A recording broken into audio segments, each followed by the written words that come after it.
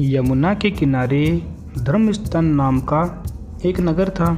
उस नगर में गणाधिप नाम का एक राजा राज करता था। उसी में केशव नाम का एक ब्राह्मण भी रहता था। ब्राह्मण यमुना के तट पर जप तप किया करता और इस तरह से उसका गुजारा चल रहा था। उसकी एक पुत्री भी थी जिसका नाम था शीला। वो बहुत ही रूपवती थी। जब वह ब्याह के योग्य हुई तो उसके माता पिता को और भाई को उसकी चिंता होने लगी। संयोग से एक दिन एक ब्राह्मण, वो जो ब्राह्मण था वो अपने किसी यजमान की बारात में गया हुआ था और भाई भी कहीं पढ़ने के लिए गया हुआ था। तभी उनके घर में एक ब्राह्मण का लड़का आया। तो लड़की की माँ ने उसके रूप और गुणों को देखकर उससे कहा कि मैं तुमसे अपनी लड़की का ब्याह करूँगी। होनहार की बात कि उधर ब्राह्मण पिता को भी वहाँ एक लड़का मिल गया और ब्राह्मण ने उसे भी वचन दे दिया कि मैं अपनी पुत्री की शादी तुमसे करूँगा। उधर ब्राह्मण का लड़का जो कि पढ़ने के लिए गया हुआ था, वहाँ उसे भी एक लड़का पसंद आ गया। तो उसने भी कहा कि मैं अपनी बहन की शादी तुमसे करूँगा। अब कुछ समय बीता। कुछ समय बाद जब वो सब जो उसका भाई था, उसके बाप थे, वो घर में इकट्ठे हुए। जब वापस आए घर में तो क्या देखते हैं कि वहाँ एक तीसरा लड़का और मौजूद है पहले से। दो उनके साथ आ गए। अब क्या हो, वो जो तीसरा लड़का था वो ब्राह्मणी ने पसंद किया था। अब ब्राह्मण, उसका लड़का और ब्राह्मणी सोच में पड़ गए कि अब तो तीन हो गए, किससे ब्याह करें इसका।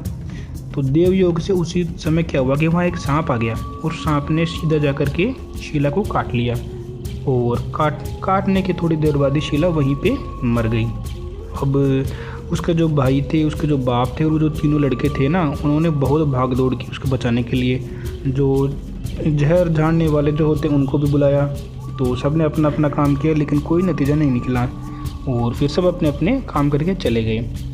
फिर बाद में सब वो दुखी हो गए कि अब तो हमने सब कुछ करना था वो कर लिया, अब तो ये नहीं जी, कोई फ़ायदा नहीं निकला। तो सब ने दुखी मन से उस लड़की को शमशान में ले गए और वहाँ जा कर के उसका अंतिम क्रियाक्रम किया। तीनों लड़कों में से एक ने तो उसकी जो हड्डियाँ थी वो चुन ली, वो उठा ली हड्डियाँ, और हड्डियाँ उठा के फ़कीर बन के वो तो चले गया जंगल में। चलो, दूसरा वाला जो था उसने जो उसके जो राख थी ना, राख को उठाई, उसकी गठरी बनाई और वहीं जहाँ उसे जलाया गया था, जहाँ अंतिम संस्कार किया था, वहीं पर झोंपड़ी बनाकर वहीं पर डालकर डेरा डालकर रहने लगा।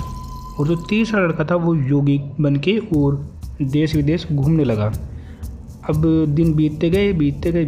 एक दिन की बात है कि वो जो तीसरा लड़का था जो कि योगी बना था, वो घूमते घूमते किसी नगर में पहुंचा और एक ब्राह्मणी के घर में भोजन करने के लिए वो बैठा।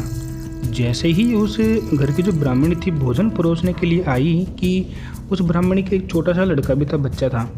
तो वो उसने अपनी माँ का आंचल पकड़ लिया और उससे खेलने लगा। ब्राह्मणी ने अपना आंचल छुड़ाया लेकिन वो बच्चा छोड़ ही नहीं रहा था। तो इन सब के कारण ब्राह्मणी को बहुत गुस्सा आ गया। उसने अपने लड़के को ऐसे झड़क के दूर गिरा दिया और उसे खूब मारा, खूब पीटा। फिर भी जब ब्राह्मणी का मन नहीं भरा तो उसे उठा करके और पास में चूल्हा जल रहा था, उस चूल्हे में उसको पटक दिया। अब लड़का जो बच्चा था वो चिल्लाता रहा, बचाओ बचाओ बचाओ।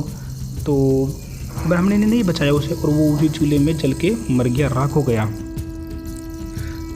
तो जो लड़का वहाँ जल के मर गया, राख हो गया, और ब्राह्मण था वो ये सब देख रहा था तो उसे बहुत गुस्सा आया।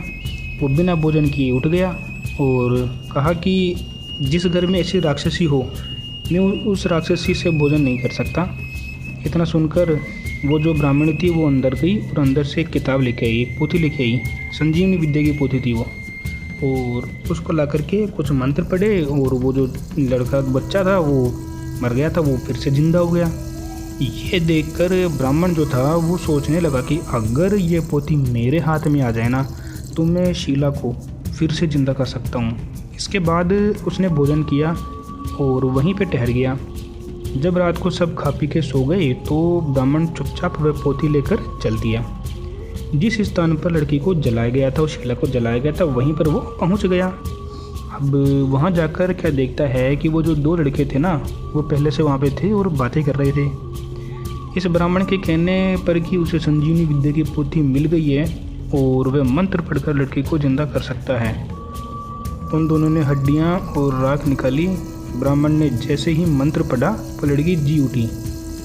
अब तीनों उसके पीछे आपस में झगड़ने लगे पहले बोला कि मैं इसकी हड्डियाँ लेकर के और जंगल में चला गया था, मैं इसे ज़्यादा प्रेम करता हूँ। दूसरा बोला कि मैं तो उसकी राख लेकर के हमेशा के लिए वहीं रम गया, वहीं अपना आसन लगा लिया, वहीं डेरा लगा लिया, मैं ज़्यादा प्रेम करता हूँ। तीसरा बोला मैं इसके लिए जो है जगह जगह भटकता रहा, अलग अलग गांव देश जाता रहा, और ये जो किताब जिससे ये संजीवनी पोथी है, संजीवनी किताब है जिसमें ये मंत्र, वो भी मैं ही लेके आया हूँ, वो मंत्र भी मैंने ही बोला, तो मैं ज़्यादा प्रेम करता हूँ। तीनों आपस में लड़ने लगे। तो अभी इसका जो अगला पार्ट है वो नेक्स्ट वीडियो में आएगा। तो बच्चों आप बताओ कि वो जो शेरा थी उसको इन तीनों में से किससे शादी करनी चाहिए? आपका जो जवाब है वो आप कमेंट बॉक्स में दे सकते हो। धन्यवाद।